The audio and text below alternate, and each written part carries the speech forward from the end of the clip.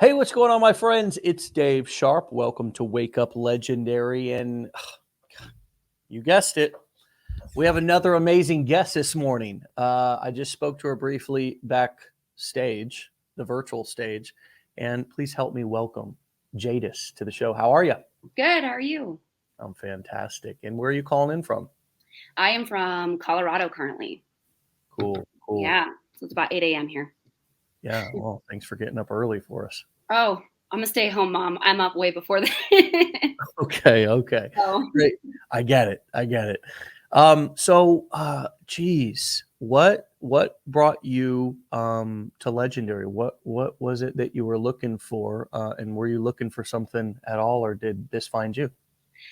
honestly, I've had the entrepreneur mindset since I wanted to be a rodeo star and then an actress and all these things where I wanted to do my own thing and be in control. And I knew when I became a mom, that was like essential. So, my kid is now a year old, so I didn't get any maternity leave paid. I had to basically quit my job as a debt collector after working 7 days a week, being pregnant with him while my husband was in Iraq, mind you.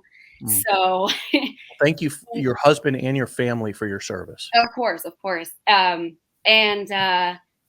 I just knew deep down I wanted something like that, but I didn't really search for it.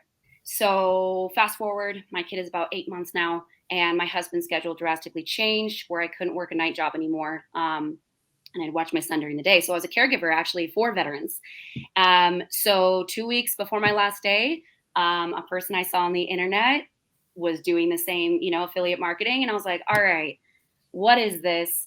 And honestly, only slightly I thought it was a scam because she really she gave some truth. And I was like, all right, grabbed her ebook. All right. And then I saw you, Dave. I'm like, okay, I'm in. Now I just got to talk my husband into it. So that's pretty much how it went. I mean, I had the free time anyways. I was going to be quitting that job in 2 weeks. So kind of just worked out well. Yeah, Yeah. it's interesting because I checked out your Instagram and you're actually now warning people of scammers.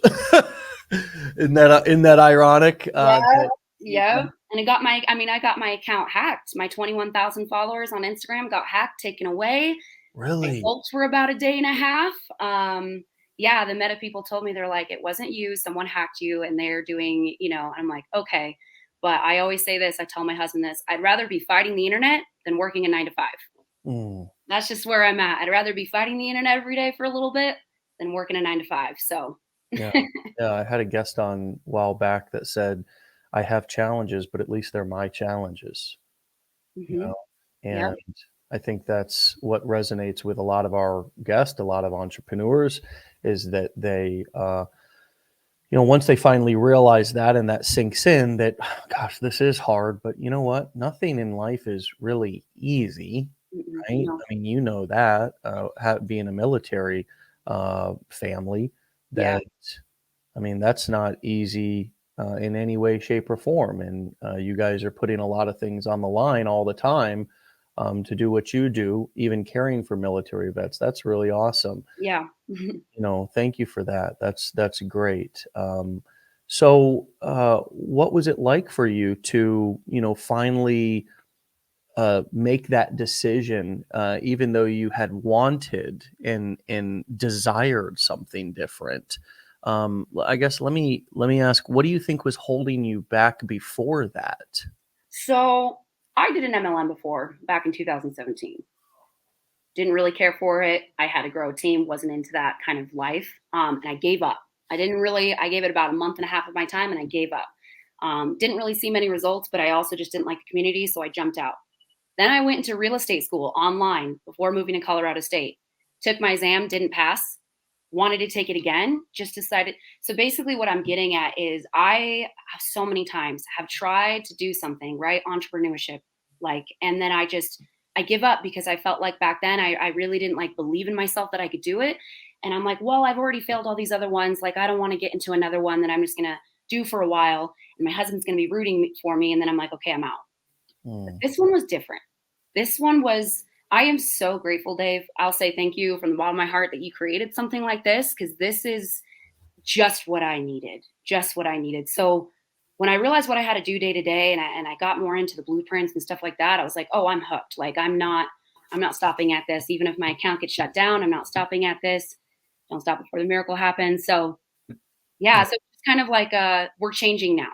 You're 28 years old, you're a mom. Let's do something big. So Yeah. And a lot of us had MLM experience before this. You kind of named one of those differences, which is the, building of the team and then um, uh, cultivating the team. And it oftentimes feels like you're trying to grow a plant, but you don't have a green finger. You know what I mean? It just won't grow, or the plant just won't do what you want it to do.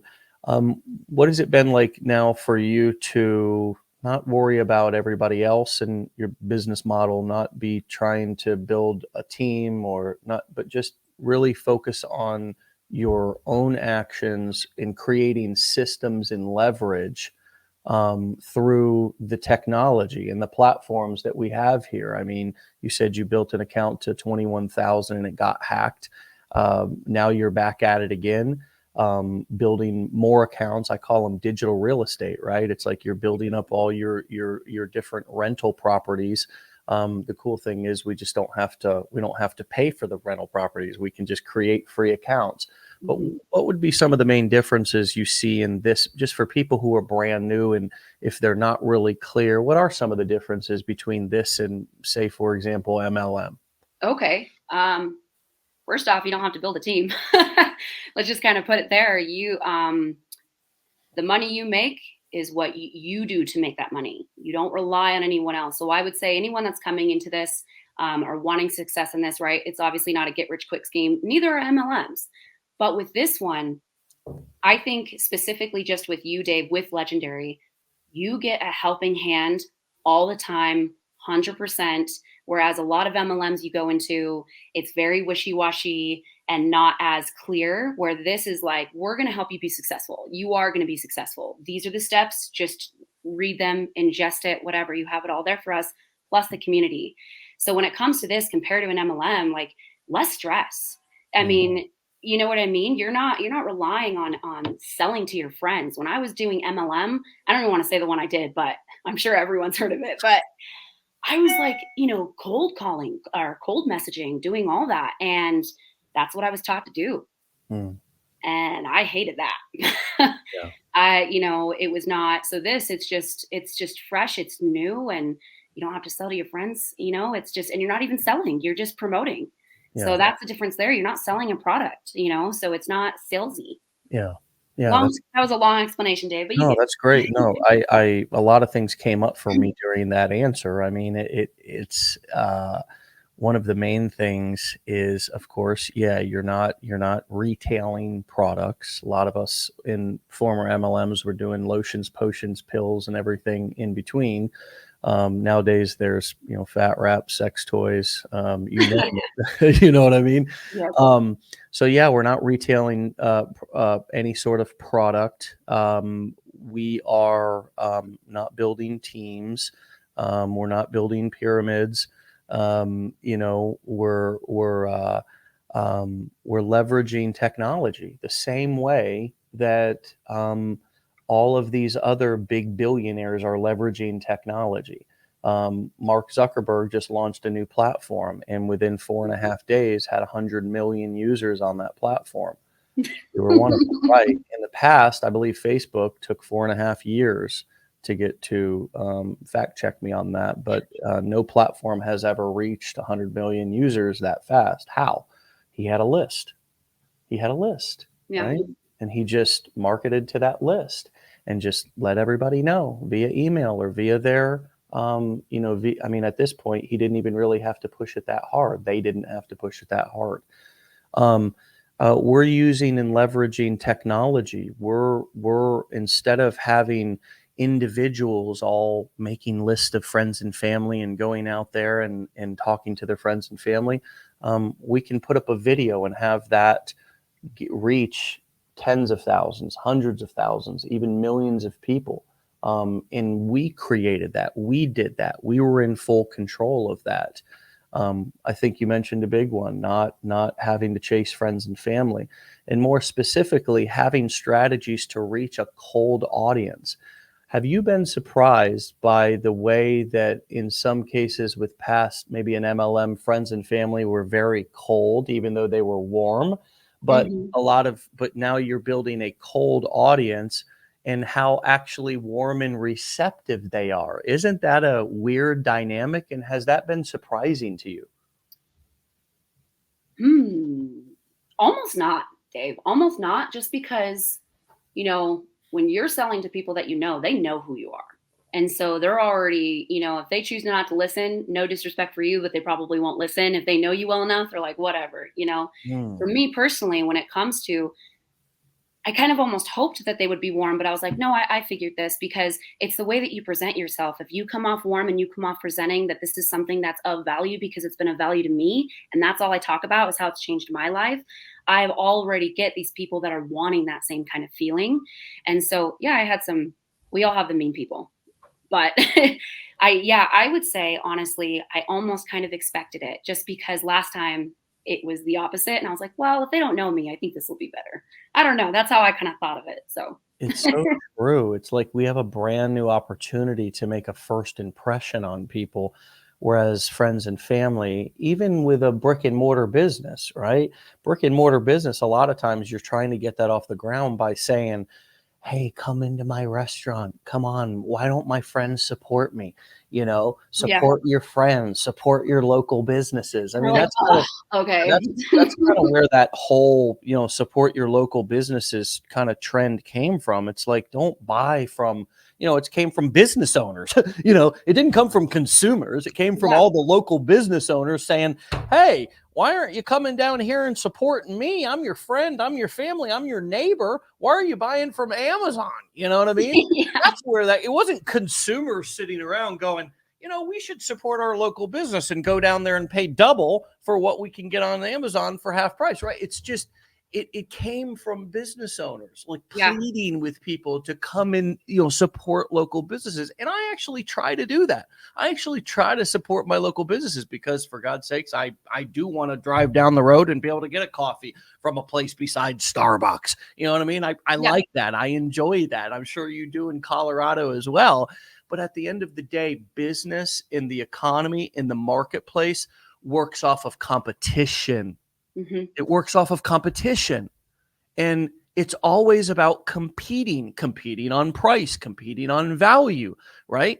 And at the end of the day, we have to be smart about the business that we go in and ask ourselves, can we actually compete in this business, or are we going to be looking for pity sales? And are we going to be asking and trying to convince and twist people's arms to do business with us because we feel some way entitled to it? Business Yeah. in the marketplace doesn't give a damn about entitlement.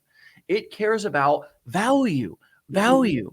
So what's it been like for you to learn how to deliver value on video? What was it like the first time or in the Oh, beginning as you were getting on video, and how did that go? so, Dave, I've always been in theater and music and Mm. choir and dance. So when it comes to being on stage, right, this is how I think of the camera. When you turn that on, you're on stage. I was really scared until I pushed record. And then when I pushed Really? record, just like when I step on stage, I'm like, all right, let's go. Um, so for me, That's like, a nugget. yeah. Oh, I got I almost brought my hat. I'm like, there'll be a moment, but I that hit me because you very scared until the lights come on, and it's action. And so often we get ourselves so worked up and so riled up right yeah. before we actually do the thing. And then you're saying that once you press record or once you step out on stage, Hmm. it's kind of like game time and it's time to act. You can't be stuck inside of your head anymore. I Yeah. interrupted with a hat throw, but continue. No, no, you're okay. I think too, there was part of me though that thought, am I worthy of this? Mm. Am I worthy enough for people to think that I'm worthy? And that took a lot. I'll be honest, that actually didn't hit me till I lost my 21K. Because when I lost my account, which I'm actually grateful it happened in the beginning of my journey, I was only 2 months in, right? That's not much time, in my opinion. That flies like that. So when that happened, I was like, you know what? No, you are worthy. let's give some authentic, stuff on your media, obviously sharing how to, how to make money remote, all those stuff. But at the same time, that kick in the butt, I think, gave me that encouragement. Like, no, like, turn on that screen. You are worthy of this. Deliver. But in the beginning, I feel like I couldn't really get comfortable, even though it was like I'm not nervous. I still didn't feel authentically me for a little bit when I started this, because obviously you're piggybacking off of the wheel that already works. But if you're piggybacking too deep into that and you're becoming too much of that person and don't realize it, you're not being authentically yourself. And when I became more authentically myself, I got more views. I got more interactions because I was me. And I was like, it's not easy. Like, not saying it's easy, but you know what I mean? It's that easy to feel like you're worthy. You know what I mean? When you see that validation a little bit, in the likes and the comments, and you're like, wow, I didn't steer away from myself at all in this video. So, you gotta be you. I'm throwing it against the wall. I get two. I gotta go get it. I threw it across the room. Heck yeah. What you're talking about here is powerful. It's about feeling like you deserve your seat in a way. It's feeling like you deserve to be there, right? It's feeling, as you said, worthy to have people listen to you, or worthy to even take up space out on the internet, right? Take up space on somebody's, which is kind of if we think about it, it's kind of like, oh, really? Am I really worried about that? But yeah, it's a real thing. It's such a real thing. And it goes back, I think, to our, childhood in many ways, where what comes up for you as I say that? Oh, I won't get too personal into that, Dave, but let's just say that I grew up in a very dysfunctional household, very, very dysfunctional household, where I was ignored a lot. So that's why I went to theater and choir. I felt like I needed to prove myself, Dave. I was like, I'm not getting the validation from my family. Let's go out and find it. So, so constantly wanting that validation, right? Like, I got the lead role, and now I'm in a honor choir, and I'm like, yes, I'm leveling up. And so that's kind of when you say that, that's kind of what brings me to mind, is like, I definitely got that a lot from my childhood, being like, am I worthy? Because I grew up not feeling worthy until I went out of my way to do it. And then that's when I was like, wait a second, you went out of your way to find your worthiness by being authentic and showing your true self. And that's okay. And that's where I gained my confidence, by going out of my way to find my worthiness, if that makes sense at all. Yeah. That's what I had to do. So I didn't get it at home. That really boils. I mean, that is such a great analogy for life, because so often we are putting our worth in other people's hands. And a lot of times, let's just relate it right here to doing these business models and starting an online business. A lot of times when we first get started, we're asking everybody else kind of, do I have permission to do this? I mean, what do you think of this? Can somebody check out my account? And there's part of that that's necessary and totally natural, and everything's normal, right? Nothing's not normal, and nothing makes you a bad or a weird person, but, or a less worthy person. But there is a huge breakthrough that happens when we stop looking for that outside validation so much. It's true. We need to gauge our audience. We, as smart business owners, we need to, acknowledge our analytics. We need to pay attention to the audience, what they're liking and not liking. And if something's not working, kind of stop doing it, or tweak it, or adjust it, or try something new. But at the end of the day, I can't let a comment, I can't let somebody's opinion, friend or family, or somebody out there on the internet, persuade me or make me go and take my chair or my microphone and hang it up, right? Yeah. That really hit me, because so often and again, you gave a great example of how that can begin for somebody in childhood, when we're not getting our needs met. Right. And every child needs love, needs attention, needs, to know that they're valued, that their voice matters, that they want independence. Trust me, I'm right in the middle of it right now with my 2-year-old, and I've never seen, I forgot how much we wanted our independence until I've watched him. And I have a 1-year-old son, Dave. It's wild. Boys, they're a different level. They are. We are another level. Yes. We are another level. I have a 7-year-old girl, and she's very fiery, very independent, but we just process that differently. And boys, I think, are actually more sensitive deep down inside. That's why we build up such tough armor around ourselves with muscles and all these kind of things. So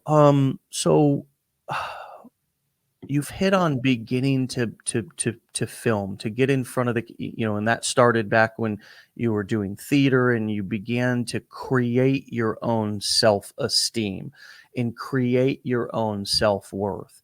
Yeah. Uh, now, I'm sure that was hard and brought up some of those old feelings when you started this, because there is negative feedback. There is criticism. How do you deal with that? And what do you do in response to criticism? Okay. So honestly, I'm the biggest critique. Like, I'll be honest, those hate comments weren't really as much impactful as it was with my own voice in my head. That was like the critic more than anything. When Mm, it comes to the comments of other people, I kind of narrow it down to like, like if they don't want to know how awesome I am and how like this thing I have to show them that it could change their life, that's fine. Like out of sight, out of mind. I block them immediately. Done, over and done with. That does not affect me too much. Although in the beginning there was a very rude comment that got to me for about 15 minutes. But other than that, I think honestly, personally for me, I'm the worst. I'm like, I will put something out there to talk about it, and I'm like, oh, no one's gonna like that. Oh, I didn't execute it well. Oh, like mm, why would people like that and stuff? So I think the hateful comments come from my head, and they're more away than they ever have been, right? okay. Surprisingly, since I lost that account and started a new one, it's not been as bad, which is weird, right? You have that many, and now it's like I don't have that many, but I'm like, no, I'm worthy. I'm good with this. Well, But I've gone through that. I've gone yeah, through that of having something in at the beginning when we start to have success in our own business, we feel a new pressure that we've never felt before. yes, Okay. hmm, We feel a new pressure that we've never felt. And if you're already a perfectionist, if you're already very critical of self, yes, if you already are your biggest basher, or you tear yourself apart, or sometimes second guess things, or, second guess. Yep, you like know, when you start to have some success, my friends, and let's just put all these warnings out there, because this is what this show about. This is what this community is about. yeah, Is about helping other people understand where the tripwires and the landmines are. And so when you start to have success, when you start to get an audience, and building an audience is here online. It can happen offline too, right? When you start to have an audience as a restaurant owner, etc. So yeah, when you start to build an audience, though, specifically online, and you're starting to get followers and you're starting to get people, engaging with you, there's almost, people start to treat you a little bit like a celebrity, right? Like a mini celebrity. Like, I'm following you, you have followers, right? It's almost like yeah, fans, right? And you begin to put this new pressure on yourself, yes, and and that can be overwhelming, right? It's a different overwhelm than when you first got started, right? When you first got started, you're anticipating and you're nervous about things. You're stretching new muscles.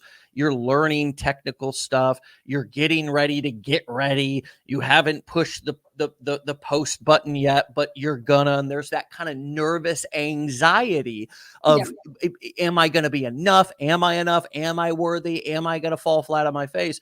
But then once you finally do, you've taken us through wonderfully, beautifully, very clear about what the journey looks like.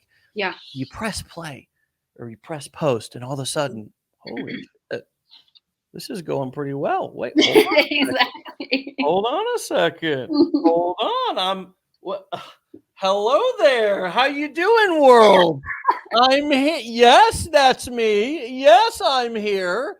Okay, Yes, stop it. Stop hmm, it. Right. right, And now we feel a different kind of pressure, right? And so yeah, sometimes when you have you get knocked down a notch. In your case, your account got hacked, you lost an account. Okay. It sort of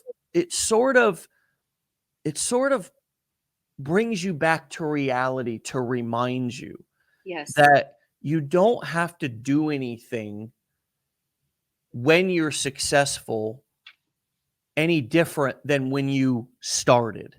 That's, I'll actually cut you off right there Please, I'm done. just to add a point that it's so funny. I was telling my husband that I was like, you know what? Like, I had 21,000 followers, but I was the same Jadis. I was the same Jadis delivering, and I was worthy enough no matter how many followers I had. So how about this? How about I trick my mind into thinking I already have over 21,000 followers? How about I trick my mind into thinking, and that's a whole thing. I mean, if the book, Rich Dad Poor Dad, get in that mindset where you're already rich, you're already wealthy, you're already there.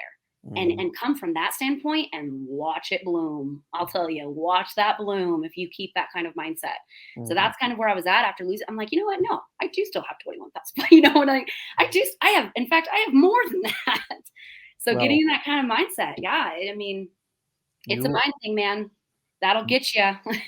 You are hitting the nail on the head with this one because, as a matter of fact, I was just talking about this with our team yesterday. I was talking about your goals more, putting them out there, declaring them verbally, not just letting whatever you want to circulate inside of your head with the other 6,000 thoughts that you have every single day. That's where the thoughts turn into anxiety and they just swish and swirl around in there like a washing machine. But then, most importantly, once you start talking, and whether you're talking about what you want with your audience or talking about what you're doing or talking about why you're doing it, there's just such a power in declaring things and making them real, getting them out of here and getting them out, because in here they're not real. In here they're just self-criticism. In here they're just they're mush. They're marinating in there with all the other herbs and spices. Once you get it out, once you say it, but most importantly, once you start acting like it's already happened. Live it. If you want to be a millionaire, if you want to be whatever you want to be in life, start acting like you are already that person. Now, what does that mean? If you want to be a millionaire, does that mean going around and spending money you don't have? Well, come on, folks. Let's not be silly. You don't have the money, right? But it means your posture. It means how you show up to situations. Yes. It means how you talk. It means how you think. A person who is anxious, financially strapped, doesn't, is worried if there's going to be enough money at the end of the month, is acting totally different than somebody who has $1 million or 2 or 3 in the bank account and isn't worried about money, isn't operating every element of their daily life based on, can I spend this? Can I spend this? Can I do this? Can I afford this? Can I have enough gas to get me to work to last through the week before I get paid? That was the main thought. The truth is, you've always had enough gas. You've always been taken care of. You've always been provided for, right? Always. There's never, ever been a time, besides maybe when, as you stated, you were a child and you were unable to provide for yourself. But as an adult, things have always worked out. Well, how do I know that? Because you're living and breathing right now. Because you're listening to this damn show on the freaking internet. Yep. Because you got enough disposable income to afford Wi-Fi or a damn cell phone.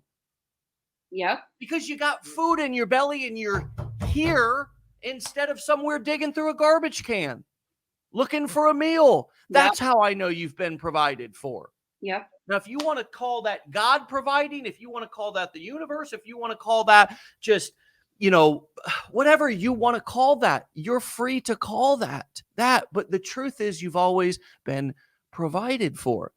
And so when we begin to free our mind of the thoughts that swish and swirl, we begin to declare what we want, who we are, what we're doing, our mission. And then we begin to act as if it already happened. We already are that person. We Yeah. already are successful. We attract a hold that we're putting out different energy.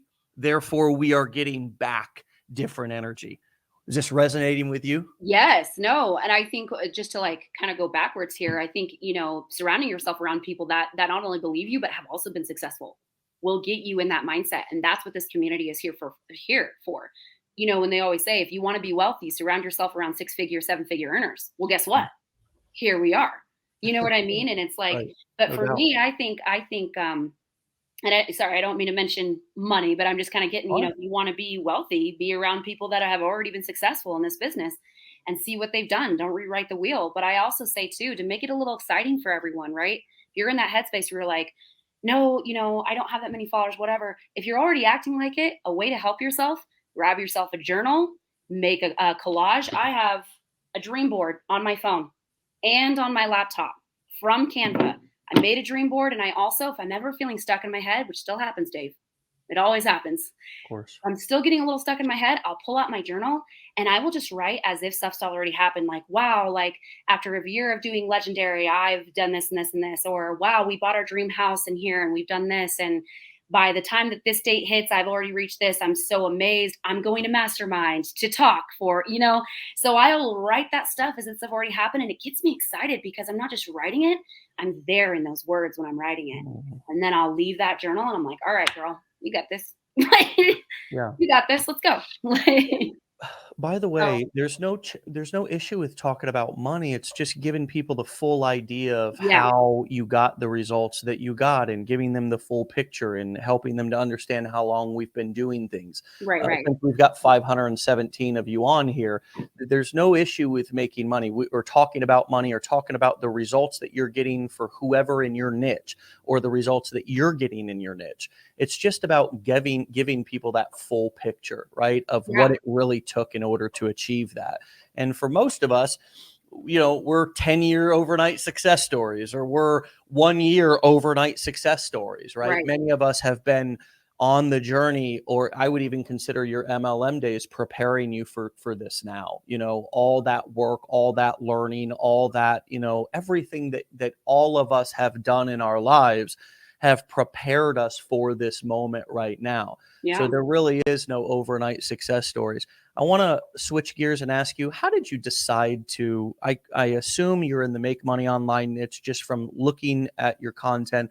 How did you decide to go into this niche, and what are some of the tips or just give us your experience? I mean, how did you make that decision, and why did you are you passionate about it? Is it something that struck you in the content that you were like, hey, this is a hot niche, or I get it, the big three niche: health, wealth, and relationships? Talk to us a little bit about your niche selection and kind of filling out that fishing formula business plan and deciding, hey, I'm going to target this specific type of species and I'm going to sell this specific type of product.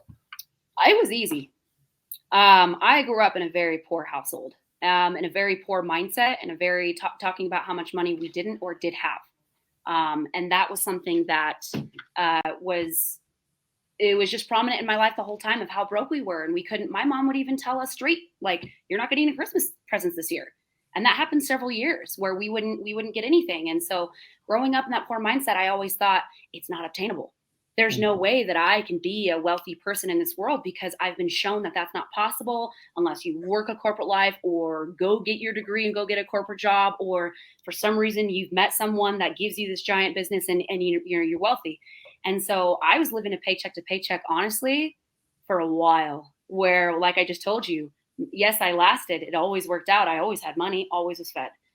But when you're always checking your bank account and there's 16 cents left to last you until payday, and that's 5 days from now, and that happens several times, and you have zero in savings, hell yeah, I'm going to do the wealth niche.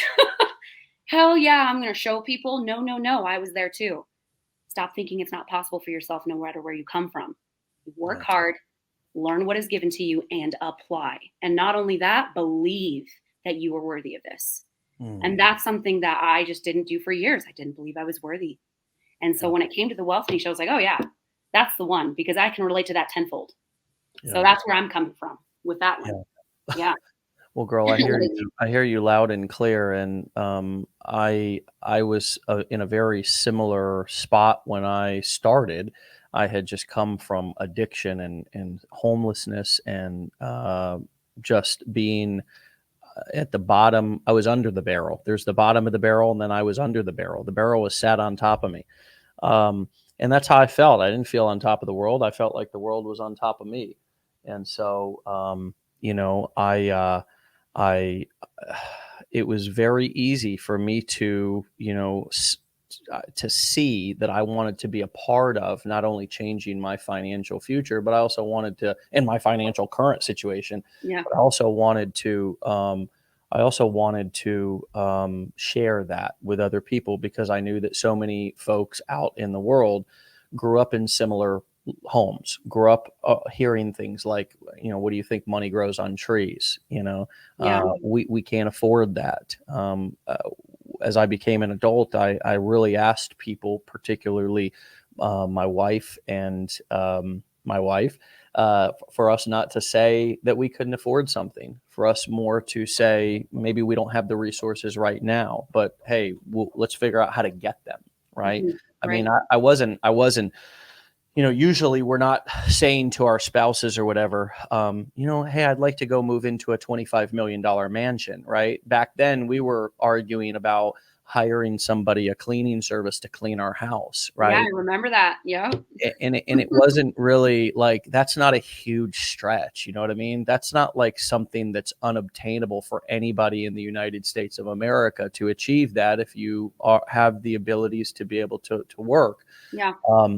That's an extra $100 or $200 a month, and maybe even cheaper in some places. I don't know.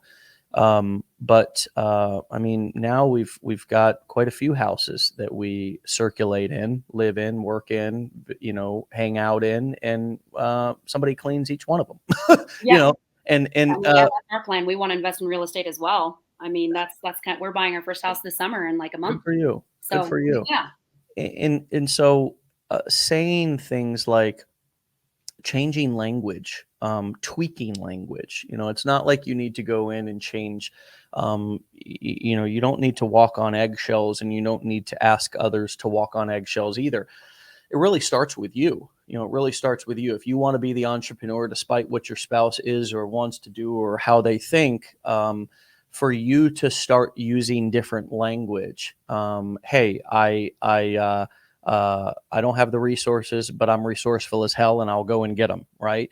Or not today, but maybe tomorrow. Not this month. Let's work for it for next month. Yeah. Right. Let's try to make that happen by the end of the year. It's about, instead of just putting a period on the end of something, right, and saying I can't afford. I mean, first of all, can't is I just want to erase that word from the damn dictionary. Yeah. Yeah.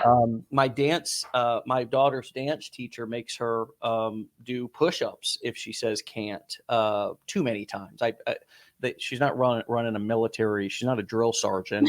Child 7, but there's some consequences for language, right? Not bad words, not saying shit or damn, right? I would rather my ears perk up more when my daughter uses I can't language than if she says shit or damn. Be honest with you.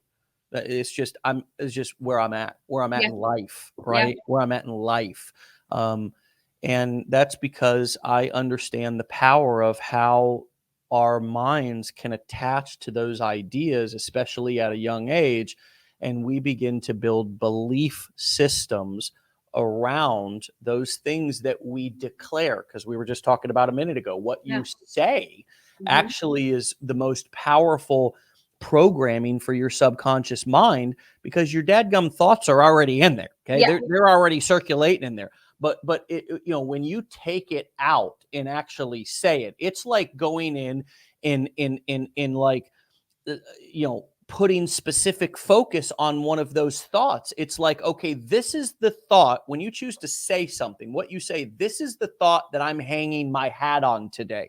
This is the thought that I truly believe the most out of all of the thoughts that are circulating in my head right now, or the thought that I want to come true the most, or the one that I'm speaking into existence the most. Yes. Right. Yes. So that's why our language and how we talk, especially about ourselves. So let me ask you, how have you changed, or how are you changing or becoming more aware of how you speak about yourself? You spoke a minute ago about about the second guessing and the self. You're your biggest critic. Yeah. How do you change that for those who can relate to that? How do you begin to work on that? I always say you act yourself into a new way of thinking, but Right. there's certainly some things that are happening in between then. How are you changing the way that you view yourself through both, how you speak about yourself, but also how you act? And what advice would you give to people who can relate to that? I'm my biggest critic. Well, I don't know if people can relate to this, but this is just my story. When I am my biggest critic, I don't eat well, I don't sleep well, I don't go to the gym, I don't drink a lot of water, and I'm crabby. I exuberate what I'm feeling in here everywhere else. And when I noticed that, I came to terms with being like, no, no, no. Because when I'm in a good mindset, oh, I go to the gym. I do all these things that make me happy and fulfilled when I get back in that mindset. So again, kind of leading back to the notepad, like, even if you're a busy mom like I am, I'm a stay-at-home mom with a wild child that's a boy. Okay, so I don't get that much time until my husband comes home. But when he takes those naps or those little spurts, I will grab up my phone and pull out my note app, and I'll just be like, you know what I mean? Like, you are successful in this, you will be successful in this. And I just kind of like reflect on myself. It's that manifestation. Say it into a note. If you don't have a notepad, write it down, get yourself back in that headspace again and understand that you're worthy. And it clicked with me though, because when I wasn't thinking when I was getting that bad headspace, it was revealed all on the outward self as well. And I was tired of it. I'm a mom. I shouldn't be crabby all the time. I should be doing what's good for me to show up for my son, right? And when I was getting that bad motivational mindset, I wasn't being the mom I wanted to be, or the wife I wanted to be, or the person I wanted to be, So if you remember that, that's the kind of where you go. Don't go back, dude. Like, just remember where you go when you get to that headspace.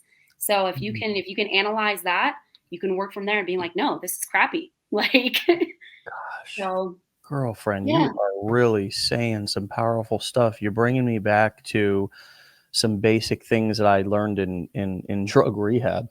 And I still really, some of the best advice that I've ever got, which is halt. Hungry, angry, lonely, and tired. Yes. And these were relapse prevention tools, right, that they gave us. And that, 12-step groups and people in recovery are aware of these as well. This is not a new concept, but that's what came up for me as you were talking, because, and I love that you gave just such a very practical answer to that question, because you're right. How we're thinking, our outsides, I guess, are a reflection of how we're thinking about ourselves and how we're 100%. thinking about our place in the world. And so surely if I'm beginning to, gain weight, or I'm not taking care of myself, not because of genetics or some sort of a thing that you may not be able to help if you have some sort of a health condition, but if it's as a result of overeating, if it's as a result of not exercising, if it's as a result of not, not drinking enough water, not getting enough sleep, your stress levels go up. There are outside red flags, right? And quite frankly, how you're treating your body, how you're treating others too, right? I think you mentioned crabby. Get a little grouchy, go Oh off yeah, the I'm ground. crabby. Absolutely, I do too. And you're right. That usually, excuse me, let me be more precise.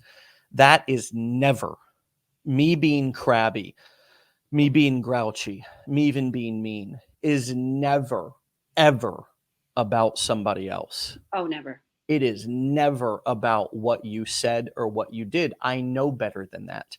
I know that you're not that powerful to make, because if you were, some people have pissed me off so much, I wanted to do the deed. Okay. I wanted to take them out. Okay. I wanted to make a phone call. I wanted to hire a guy, look, I want, if other people's actions affected me that dramatically, that powerfully, then we would all be in jail. Yeah. Okay. We would all be doing 25 to life, right? Taking people out. Yeah. But we know better. We know better. And so those outside symptoms that you mentioned are such a simple and practical way to be able to gauge where we're at mentally. Yeah. And what else is coming up for you right now as I I'm mean, honestly, Dave, reflecting back? I'll be honest with everyone on here. I cried last night to my husband about this because, I mean, I'm just going to be so truthful with you right now. I don't care. When I knew that I was going to come on the show without my account, I was like, I am so not worthy. And I got in this hole. My husband just reminded me and he brought me out of it. He's like, honey, like you are worthy. You are going to make it. You already have made it. And, that was late last night. I'll admit I was crying for a bit, but again, I exuberated, how I was feeling outside. I was feeling, on the inside more than anything, and just came out. Mhm. Sleep deprivation hit me, and it was just, and the nerves. And so that's kind of what it shows up to me when you said that. I was like, honestly, it happened last night, but I'm human. We go through this, guys. You're not going to be perfect all the time. I mean, in fact, we're not all perfect, but you're not going to have the perfect kind of mindset all the time. And you have to understand, how can I get myself back there again? And just be prepared next time. You know what I mean? If you start to fall off the wagon, I haven't gone to the gym in 5 days. Where's my mindset at? Where's my mindset at? You know what I mean? How am I feeling about myself? And so it's addressing that and just catching onto it quickly. And you're like, okay, but it gets easier as it keeps happening. In my opinion, it gets easier. It does. And then it gets harder, and then it gets weird. Yep. And then it gets funky. Yeah. And then it gets easy again. I mean, we are dynamic human beings. And I think that sometimes we really suppress our humanness, and we don't embrace it. We suppress it. We try to hide it. And it is certainly and absolutely a part of the process of internet marketing and owning a business, to go through challenges, to go through major challenges. In this case, to get your account hacked and lose an account. I mean, it's just such a major. It's such a normal, regular human thing. You've got people out there who are full-time job hacking people and doing shit and, trying to sabotage other people and trying to steal from other people. And, and just sometimes just bad mistakes happen. Sometimes we make mistakes. We say dumb shit. We do dumb shit. We self-sabotage ourselves. These are all part of our human journey. And what I have found personally, and I think this is the big secret that I've gotten, that so many of my quote unquote copiers and competitors over the years, and I got a few of them right now. I mean, I got a company who hires everybody that we fire, and they so desperately are trying to be like us. Winners focus on winners, losers focus on losers focus on winners, though. Yeah. I have to remember that I'm human, and that my biggest strength is my mistakes and my challenges, and more so what I did during those times, how I overcame those moments, what I did in those moments, what you did here by having such a difficult challenge that you went through, and then to go through all the emotions and all the feels and all that, and then to actually show up today and kick fucking ass with me on this show today.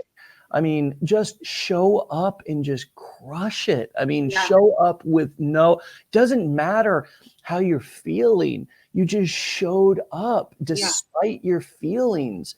And to me, that is way more like, I want to follow you. I want to listen to you. I want to learn from you, not because of what you have done in the past or what you had in the past, but how you're dealing with this moment right now.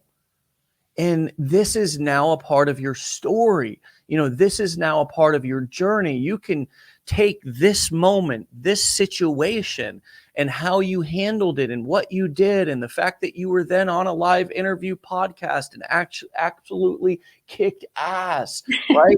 As part of your story, not only to build your own confidence, but also to share with other people, because that's inspirational. Yeah. That's awesome. That's badass. Nobody wants to hear about how something came easy. Nobody gives a shit about, you know, anybody's overnight success, because deep down inside, we know that's the scam. Nobody achieves anything easily. And so when we talk about this real shit, when we talk about what actually happened and what the journey was actually like, and although it's been hard, and although it's been full of ups and downs and emotions all around, I'm still here, baby. I'm still here, right? I'm back. I never left. And I'm better than ever, right? Yes. And that is what is inspirational. That is what is powerful. I mean, when we hear people sharing their stories of overcoming tragedy, trauma, abuse, accidents, all these things, and we see them just sitting there talking about it. Person doesn't have to be up there or on video or anything doing cartwheels or backflips or doing anything crazy. They're just dadgum talking about it. It's inspirational. What's coming up for you right now? I mean, if you already know that someone has great success in the beginning, I'm not listening to you. Like, I will be jealous of you, okay? But I'm not going to listen to a word you have to say because you didn't go through any challenges. I mean, Dave, wow, I was so attracted to Legendaries because of your story, right? That's the hook, is you're sharing your story of you came from nothing 10 years ago, almost 11 years now. Wow, that went by fast. But, you know, for me, it's like, this was not, you know, and I think when I do get a larger following, I will reflect back. I actually just posted this thing. I got so many views, posted about how I lost my account, and I shared my journey. I was like, you know, what's so great about this though? Already had my business set up, still was making good, you know? And so when I shared that, I got a lot of views, more so than a side hustle that I posted, because I was being relatable. I was showing, hey, like, this is real life right here. I'm not just this influencer that you see. I'm a real person. Shit happens. And it happened to me. Here you go. But I had more follows, more interactions, everything because of that. They're like, oh, this girl's being real right now. So yeah, that's what came up for me. I mean, Jadis, I am fired up here, ready to run through a wall. And, you know, I am grateful for your story. I'm grateful for your challenges. I'm grateful that you cried on hubby's shoulder last night and got it all out and had all the feels and had a human experience. I'm grateful that you shared that with us today as well. yeah. I'm grateful that you showed up and talked about all the other vulnerable things that you talked about, because there was incredible learning, incredible lessons, incredible experience, incredible relatability there, incredible identification from both me and I know so many other people here who are listening. And so thank you. Thank you for that. Thank you. Thank your family and you and your husband for your service to our country. Means a lot. Means a lot. You're the best of what America has to offer. And so I appreciate that. And come back and see me and keep me posted on your journey, okay? Oh, I will. All right, my friend. We'll talk to you later. Stay legendary. Bye. All right, my friends. There you have it. Another episode. Does not get any more real than that. Stay legendary, my friends. We'll see you back here tomorrow for another episode.